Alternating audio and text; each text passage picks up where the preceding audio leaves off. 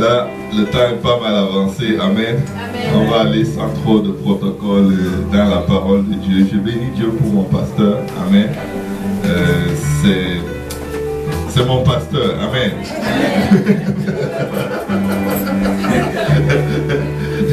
Je ne dis pas de protocole, mais je ne peux pas m'empêcher de dire que je l'apprécie beaucoup. Amen. Amen. Et je suis content de l'avoir dans ma vie. Amen. Amen. Je suis très content avec sa famille que nous apprécions beaucoup. Je bénis Dieu aussi pour ma très vaillante femme. Elle est exceptionnelle.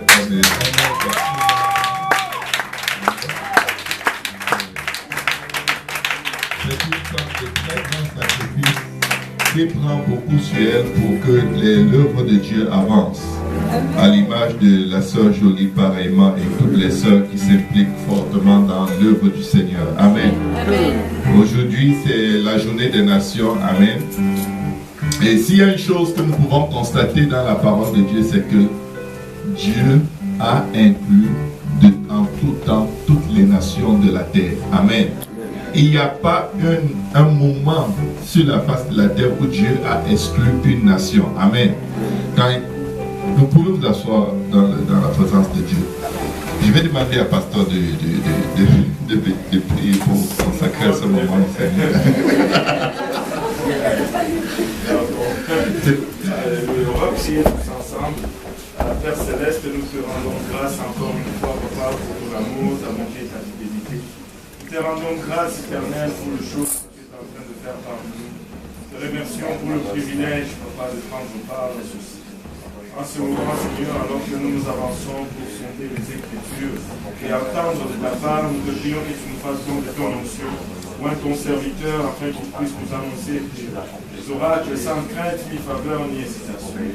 Papa, oins-nous tous ensemble afin que nous puissions recevoir ces oracles, qu'elles germent en nous et qu'elles produisent le fruit et que ce fruit nous conduise jusque dans la vie éternelle. Avec action de grâce dans nos cœurs, nous te disons au nom de Jésus, que tout le monde dise au nom de Jésus. Au nom de Jésus. Alléluia. Nous pouvons nous asseoir dans la présence du Seigneur. Alléluia. Alléluia. Dis à ton voisin, le salut n'est pas une affaire de juifs seulement.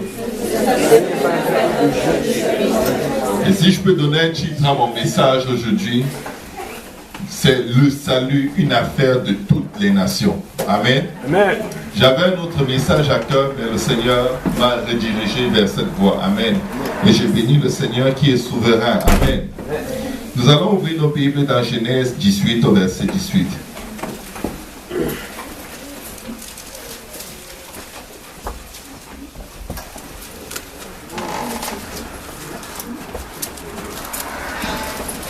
Genèse 18, 18.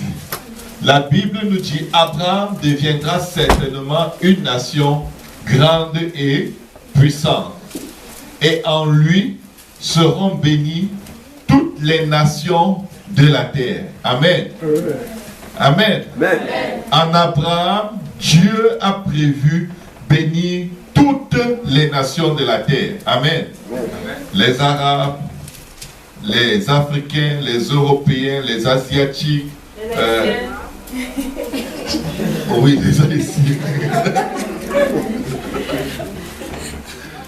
Amen. Amen. Toutes les nations de la terre. Amen. C'est dans le plan initial de Dieu depuis toujours. Amen. C'est pourquoi quand Dieu crée l'homme, il crée l'homme et la femme. Amen. Il leur dit, allez, soyez féconds, multipliez-vous et remplissez la terre. Amen. D'Adam et Ève devaient couler toutes les nations de la terre. Amen. Même si Adam et Ève étaient d'une seule race, de leur sein allaient sortir toutes les races de la terre, comme c'est le cas aujourd'hui. Amen. Même s'ils n'avaient pas péché, à un moment, j'ai la conviction que on aurait commencé à avoir des couleurs de peau différentes, des tailles différentes, de grosseur des nez différents, parce que c'est comme ça que Dieu a mis sa semence de procréation dans Adam. Amen. Amen. Nous descendons tous d'Adam et Ève. Amen. Et nous descendons d'Adam et Ève, malheureusement, qui ont péché. Amen. Ils ont échangé la gloire de Dieu contre la gloire des choses périssables.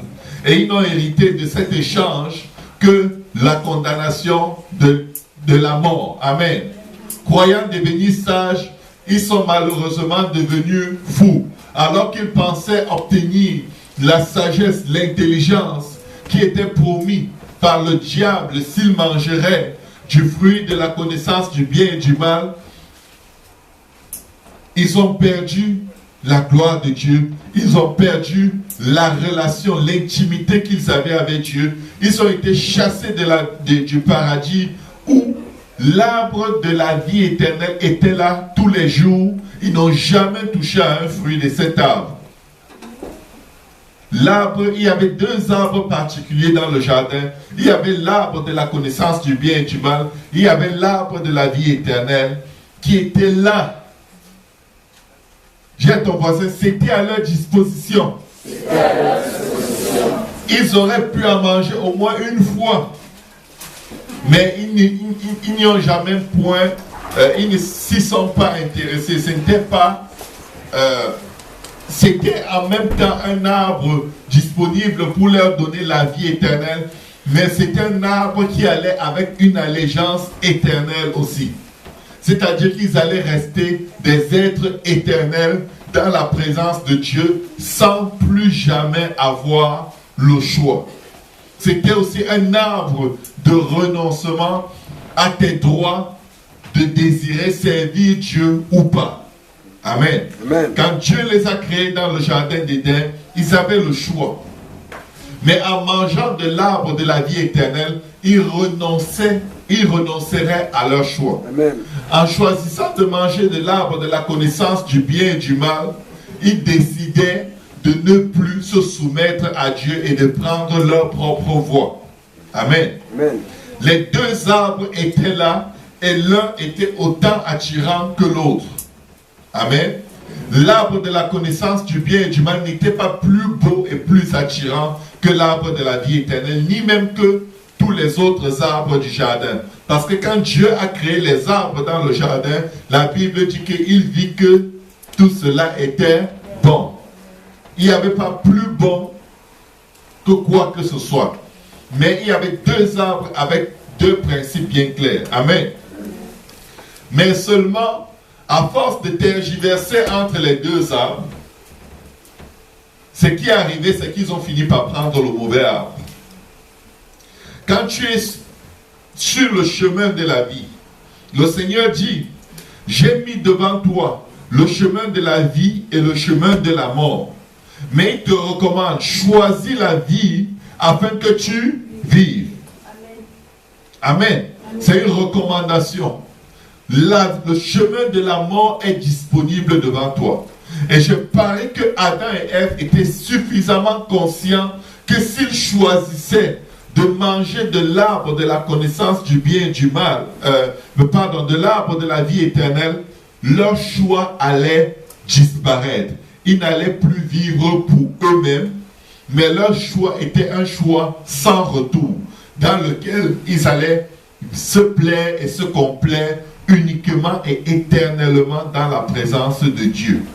Mais l'envie de goûter à autre chose, l'envie d'expérimenter autre chose, l'envie de, on ne sait jamais, on va y penser, a fait que, bon, entre-temps, ils mangeaient de tous les autres arbres sans problème.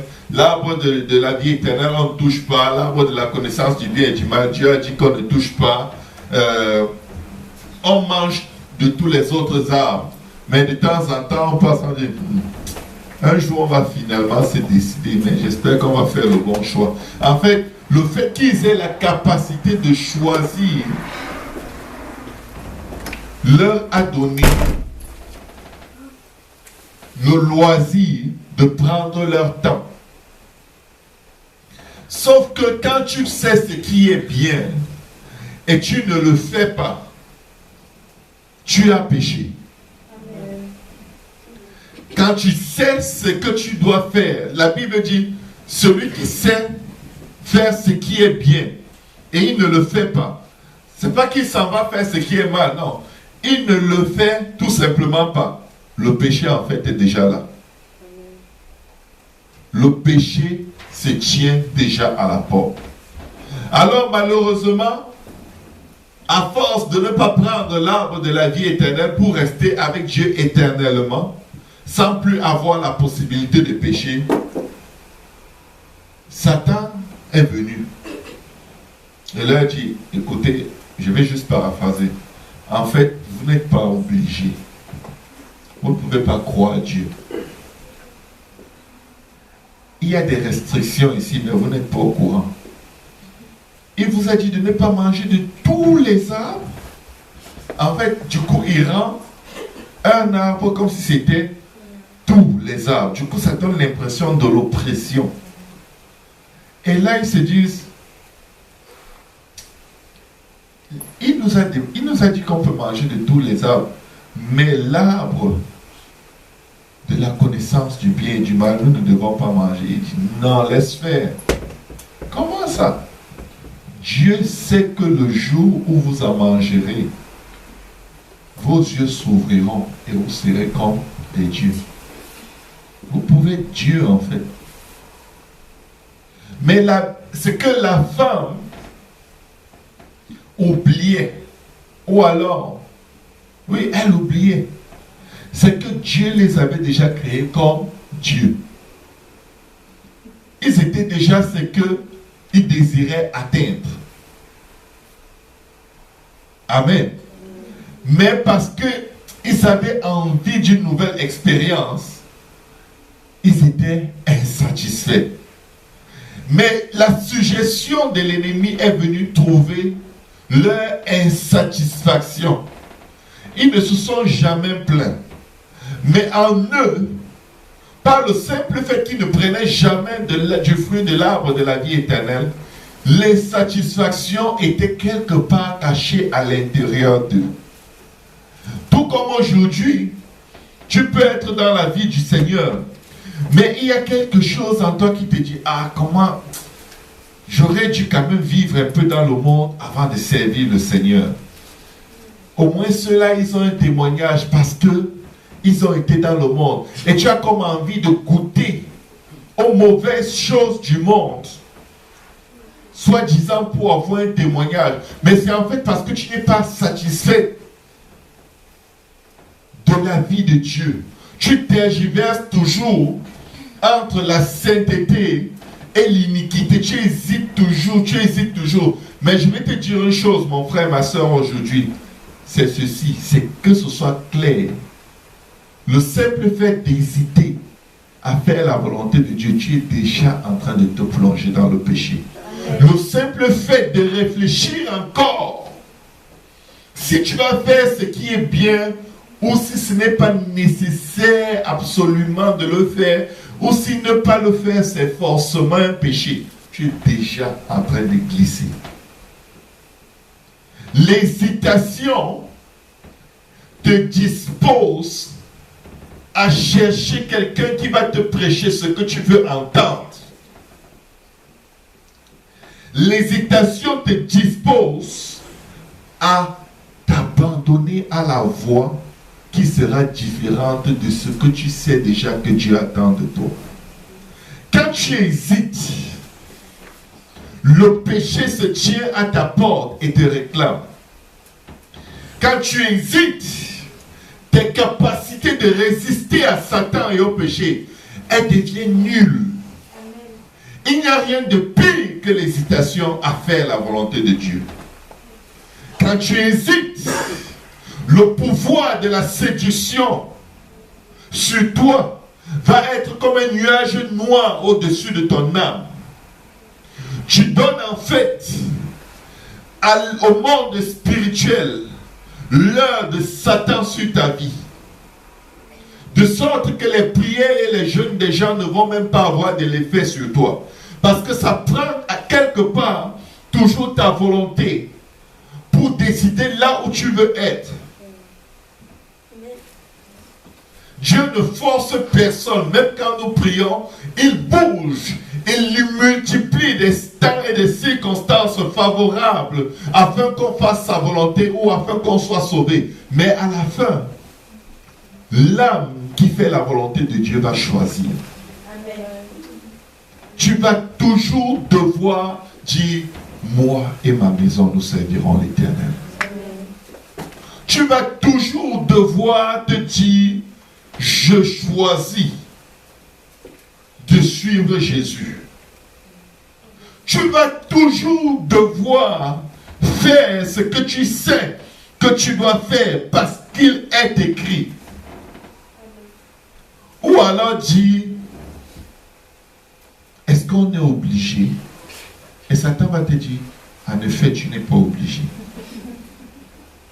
Et tu ne peux pas passer le temps à dire à Satan, est-ce que tu es sûr? Parce que tu as déjà fait tout ce boulot en remettant les voies de Dieu en question. Est-ce qu'on est obligé d'être à l'église plusieurs fois par semaine? Dès que tu te poses cette question, YouTube t'attend avec Facebook. Et te disent, en effet, tu n'es pas obligé. Tu peux même évangéliser ici sur Internet, viens t'asseoir. Tu sais toujours Dieu. Si tout le monde est à l'église tous les jours, qui va atteindre les âmes perdues?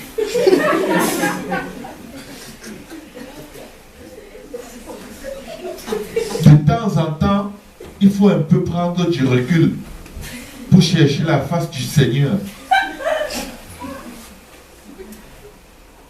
Écoutez, l'expérience a prouvé que tous ces reculs-là, tu peux les prendre, c'est bien. Mais quand il faut être dans la maison de Dieu, sois là. Parce qu'un jour, ce que tu vas recevoir de l'autre côté, au milieu de ton recul, ça va être des chaînes, des reins. Tu vas être lié dans un péché où tu vas te demander c'est arrivé quand. Et le Saint-Esprit va te rappeler, c'est arrivé quand tu as dit que tu te retirais pour prier. Beaucoup de gens se sont soi-disant reculés. Ils ont pris du recul pour chercher la face du Seigneur. Et ils ont trouvé une face qui ressemblait à celle du Seigneur. Parce que Satan se déguise en ange de lumière pour entraîner dans l'erreur ceux qui hésitent à faire exactement et tout de suite ce que Dieu demande de faire. Amen. Dès que tu sais ce que Dieu demande de faire, fais ce que Dieu demande de faire. Fais-le maintenant. Amen. Parce qu'aujourd'hui est le jour du salut. Maintenant est l'heure acceptable. Il n'y a personne qui hésite à obéir à l'évangile qui ne va pas tomber dans le péché ou qui n'est pas déjà dans le péché. Tu ne peux pas refuser la vie et ne pas avoir la mort. Amen. Tu ne peux pas refuser le salut et ne pas avoir la perdition. Tu ne peux pas. J'ai écouté un pasteur qui disait récemment, chaque décision que tu prends, c'était pasteur Chéris dimanche passé, c'est une réservation que tu es en train de faire quelque part. La question que tu dois te poser quand tu prends une décision, c'est où est-ce que je suis en train de faire ma réservation? En enfer ou au ciel? Parce qu'il n'y a pas de réservation au purgatoire. Le purgatoire n'existe pas. C'est une invention du diable. Parce que c'est dans la pensée du purgatoire que Adam et Ève, au lieu de prendre de l'arbre de la vie éternelle, ils hésitaient. Oh, on a tout notre temps. On ne peut pas mourir, on est correct. On est bien. De toute façon, les animaux nous adorent. Quand ils nous voient, ils accourent. On est cool comme ça. Si on mange de cet arbre, on risque de ne plus avoir ça. Écoutez, les choses que Dieu nous donne ne doivent pas être un sujet d'adoration pour nous. Certains vont refuser de suivre Dieu parce qu'ils ont un fiancé auquel ils sont attachés. Tu as peur qu'il te quitte. Tu refuses de suivre Dieu. Quitte-le! Amen. Amen. Quelqu'un qui va te faire souffrir, grincer les dents, il va même peut-être te tromper. Tu hésites entre Dieu et lui, c'est qui? Quitte-le!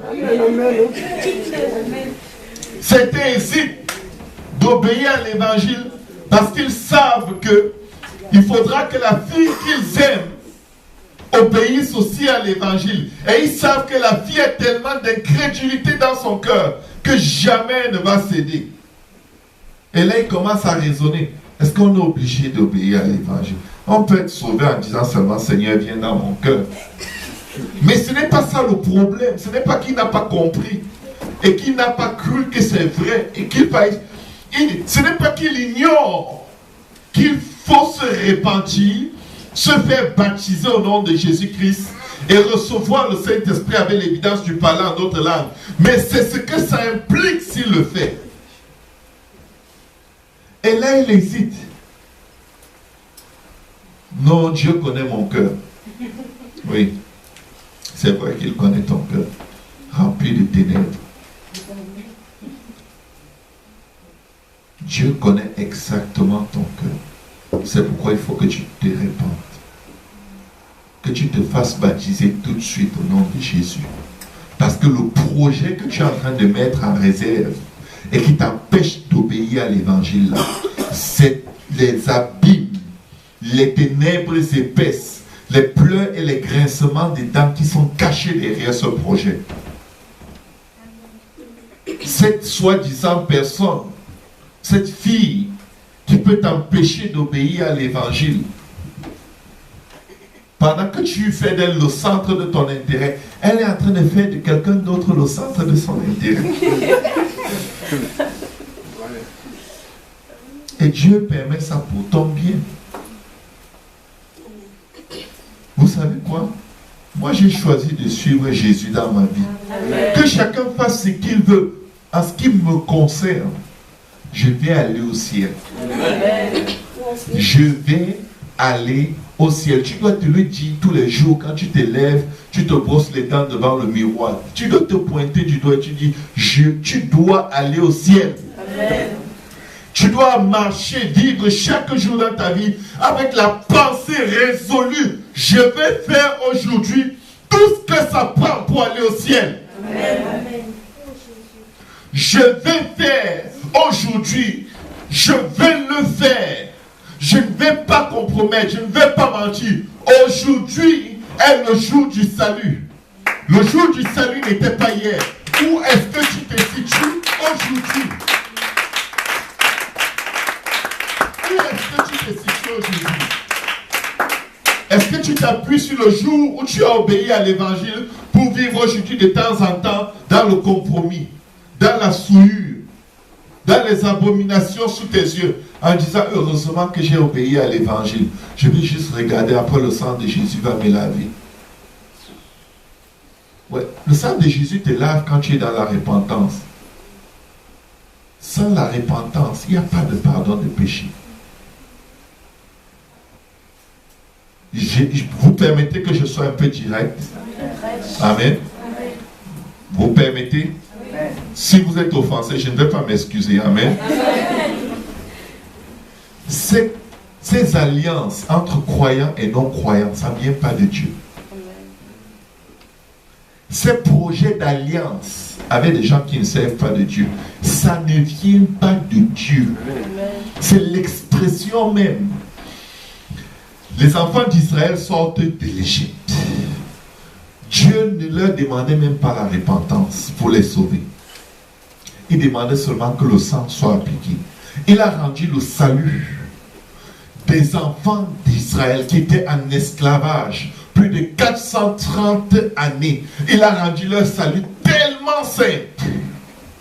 Et la plus simple expression du salut, tuez seulement un agneau, mettez le sang, je vous sauve tous. Mais leur cœur était pire que le cœur des Égyptiens. Ils savaient adorer le veau d'or plus que les Égyptiens. Ils connaissaient toutes les techniques, tous les rituels, les danses. Ils maîtrisaient. C'est comme ça qu'on est quand on vient au Seigneur. Mais tu sais quoi? Dieu, il t'accueille comme ça, mais il ne t'accepte pas comme ça. Il permet seulement qu'ils aient soif. Non, nous on va rentrer en Égypte. Non, Pardon. Maintenant, tu vois ce que tu as à l'intérieur de toi. Répands-toi. Non, non, non. Dieu te donne à boire. Tu dis, voilà, c'est ça. Comment? Je suis quand même un enfant de Dieu, je n'ai pas le droit d'avoir soif. Tu viens de rater quelque chose. Tu devais reconnaître que tu as l'Égypte au fond de ton cœur et tu devais te repentir. Tu devais gémir devant Dieu et dire, sonde-moi et connais-moi, change-moi. Parce que toutes ces choses que nous demandons à Dieu, après qu'il nous ait sauvés gratuitement, toutes ces choses que nous désirons tellement, qu'on s'en va pécher contre Dieu pour les obtenir, on est en train de dire à Dieu, tu aurais dû me laisser mourir en Égypte.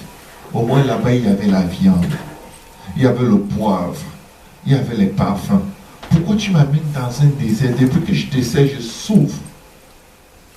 Tu as oublié les coups de fouet.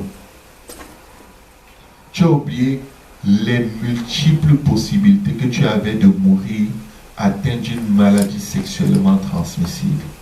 Tu as oublié les multiples possibilités que tu avais de mourir dans les boîtes de nuit. Tu as déjà tout oublié. Tu as oublié l'esclavage au mensonge. Tu mentais tellement que parfois tu ne savais même plus quel âge tu as. Tellement tu as menti sur ton âge, tu ne sais plus qui tu es. Ici on t'appelle Francis, là-bas on t'appelle Simon, là-bas ton nom c'est Pierre.